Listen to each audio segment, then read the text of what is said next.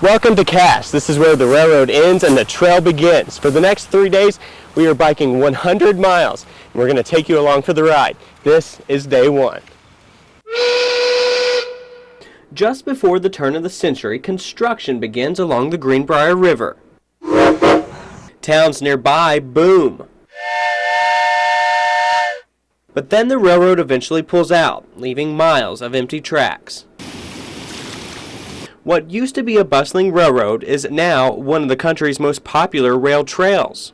To me, riding the bike is almost like, I guess back in the Wild West days, being on your horse and just riding along, checking out the historical sites. Deep in Pocahontas and Greenbrier counties, the trail follows the Greenbrier River. It winds and snakes through the valley. Lovely scenery, lots of wildlife. The blue skies, the trees, the rivers. Day one of our trip covers 30 miles of the trail, starting at Cass and ending in the town of Marlinton. Keith Locklear came from Ohio for the ride, and he has a simple message for West Virginians. You guys need to get down here, discover your state, see what's going on. For locals, it's a backyard adventure. The trail crosses dozens of bridges and 2 tunnels, traveling the path trains did so many years ago. After miles on the trail, there is light at the end of the tunnel, and the first day of our adventure comes to an end. You know, we live in such a fast-paced world. It's nice just to take your time on a bicycle and enjoy the beauty that God has given us. Okay, day one's down. We have 30 miles behind us, 45 to go tomorrow. So I'm going to go in here and nurse all those aches and pains. So we'll see you next time.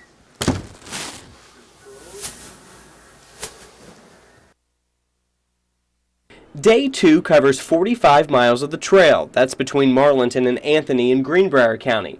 But 45 miles is nothing compared to the miles on this couple's bike. We left Circleville, Ohio a year ago and rode out to the west coast, down the west coast, back across to Florida and back to Ohio.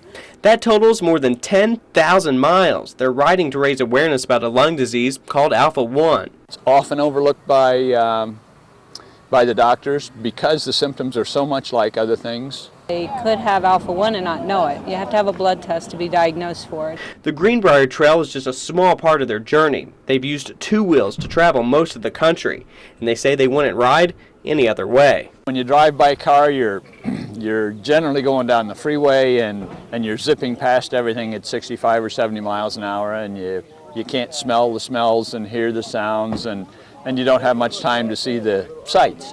It's that same passion that brings bikers here to West Virginia for the Greenbrier River Trail year after year. It's a beautiful trail. It's along the river, and it's just beautiful. Long gone are the tracks, timbers, and locomotives that used to fill the valley. Now this is what's left. The gravel path makes for a gentle ride, as the Allegheny Mountains serve as your backdrop and the Greenbrier River serves as your soundtrack. There are restrooms, campsites, and rest areas. It's an adventure for riders of any skill level. Once you get a taste of traveling by bicycle, you'll probably find yourself with your tent and your sleeping bags tied onto your bike like ours is and making your own way. And you can start that adventure in your own backyard.